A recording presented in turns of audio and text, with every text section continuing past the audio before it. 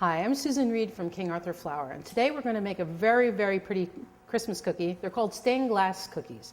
Now, there's a recipe for the dough that is here on the website at How To Heroes, and you can use any rollout cookie dough that you like to work with. I like this one in particular because it's easy to re-roll and it doesn't get tough. It's really tasty stuff. So to make a stained glass cookie, the first thing you want to do is have a large size cutter. So you're going to cut out a large cookie. And then you do a small size cutter.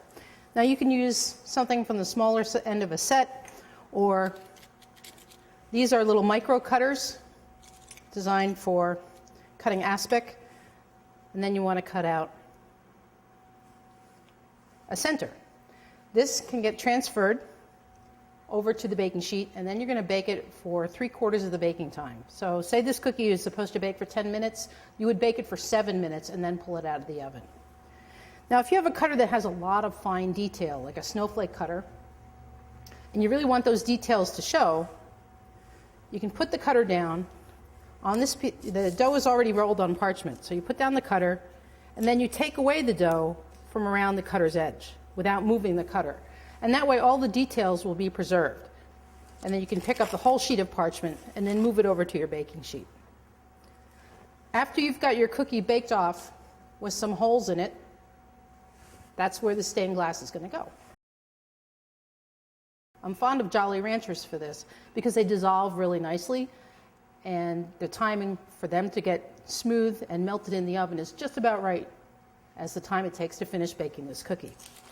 First, we need to crunch this candy up so that we can fit it into these little holes. So I like to take a heavier duty freezer bag. Don't close the top or else you just make a little explosion. And your rolling pin.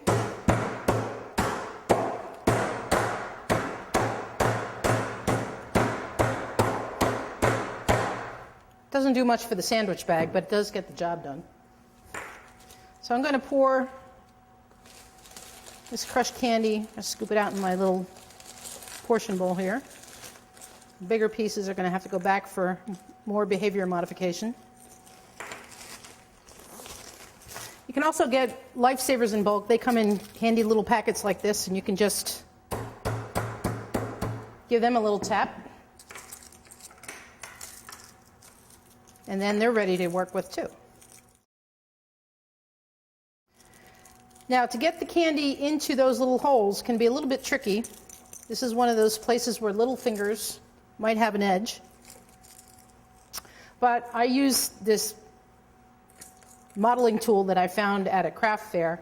But you can also use a demi-tasse spoon. Any spoon that you have that's a little bit pointy on the end is helpful. So I'm going to just put these chunks in the holes.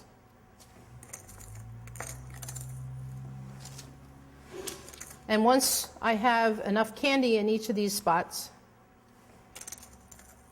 we're going to pop these back in the oven for about 3 minutes. You just want the sugar to melt.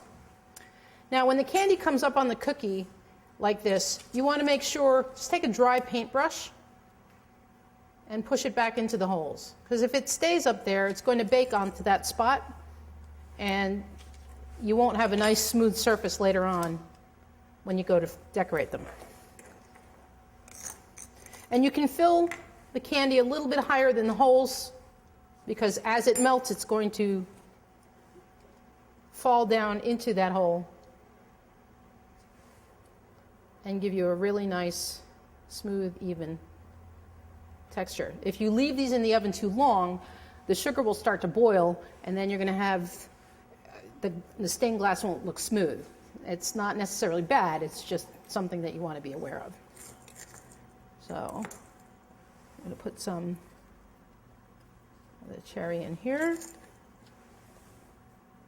So your color choice is limited only by the flavors that you can find. If you want to do something light colored, the pineapple Lifesavers give you a nice light golden color. But frankly, most of the time, kids like things that are a little bit brighter.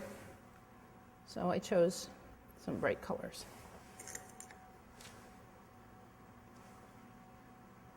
So I'm just going to make sure everything is clean on the top.